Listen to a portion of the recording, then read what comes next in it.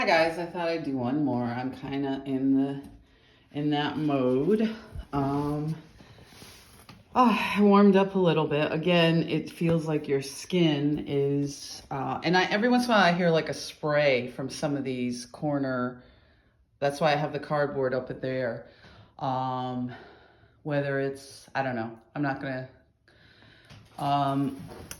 make any kind of, those of us that know and those of us that have experienced this, what perpetrators can do. But what I'd like to do is I've been trying to write a little bit more and keep my journals. They stole all my journals. I had documented the abuse in my marriage for years because these people were very shunning, very abusive up to the lake. They didn't want anything to do with me. They had all these parties all the time, constant parties, constant fireworks, yada, yada, yada.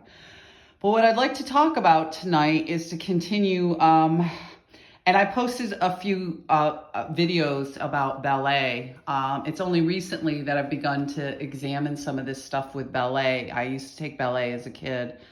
And I really liked it. Again, I was the one on welfare, so I was often yanked out of this sorts of things where my mother would say, well, I couldn't afford it when she was moved in with a new boyfriend after a year. Well, she was getting welfare for me, so it was abusive. So why don't we have the money? Well, we didn't, and I was often ripped out of things before, just as a whim. Ballet, horses. It's only recently that I've revisited some things with horses. The horse thing kept coming up for me recently. I was, before the divorce started, I was photographing outside the city. I do landscape photography.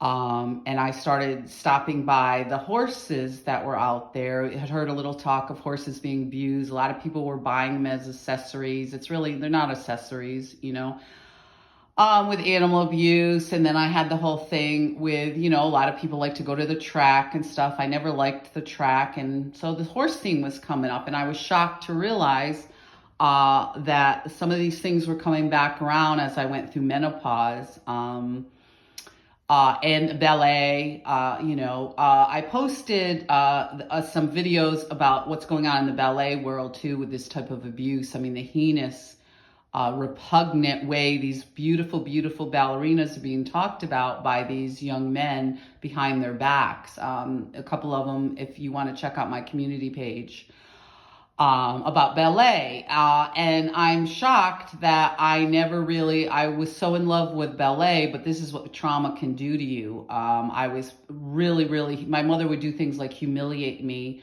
I had a ballet recital. I was sent to school with these awful little those old metal pin things in your hair to make curls. I never liked it, but she would often force me to have these horrible hairdos and then laugh and joke about it. She's all strung out on drugs. And I was sent to school. It was so humiliating and traumatizing. I was made fun of and bullied, and I went to school with these pin curls in my hair. It was horrible, like curlers, for the younger girls if they're watching. So yeah, it would be different things like that. And then she yanked me out of ballet. Then I was into horses. I always wondered in school, I didn't want anything to do with horses after. I was put up on a horse with no saddle, and they all thought it was funny. I almost died.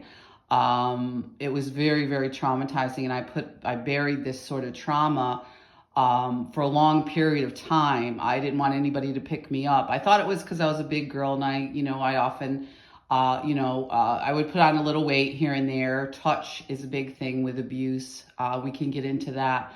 But some of these themes started coming back up in my life, and I'll get to the stories as to why and how this fits together. But what I'd like to impress upon you is the idea of consent, because oftentimes people do have wounding. We all have wounding from childhood, and consent is very important because of some of this stuff, because it can trigger old woundings that we had as children. And one of these was being picked up. I did not want to be picked up at all. I thought it was because I was a big girl. I come to find out it was this horrible traumatic experience. She put me up on this horse. The horse started moving just as horses do. I think it sneezed or something. Well, I let out this horrible scream because they all thought it was funny. They didn't say, well, why don't you grab his mane? There was no saddle. So if somebody would have told me, why don't you grab the mane and you can, ride bareback, I would have been all right. But they thought it was so funny that I went into some sort of trauma and shock, and I never wanted nothing to do with horses again. And I can remember being in school, and there was my classmates just drew horses so beautiful. Girls often do that at a certain period throughout, through school in the certain grades. And I wanted nothing to do with horses for a long, long period of time. And it was only recently I started photographing these horses and thought about riding lessons, and then learning how victims, after what happened to me, horse therapy can be very therapeutic. So I'd like to touch base on these themes about consent. Things can come back around in your life from old trauma. And I was shocked to realize that the whole reason I didn't want to be picked up wasn't because I was a big girl necessarily. It was this old trauma of being put up on the horse and almost dying. I pretty much would tell you as a child I probably had a near-death experience, and we'll get more into that. And I'm running over and I'm kind of getting off tangent here, and I'll try to, be more specific as we go forward with some of these things with trauma, consent, old trauma, which is why I'd like to wrap this up by saying, this whole look back window it's horrible for victims because oftentimes it takes a while to revisit some of these memories and these traumas. And especially with historical abuse, there should be no statute of limitations. Be safe, guys.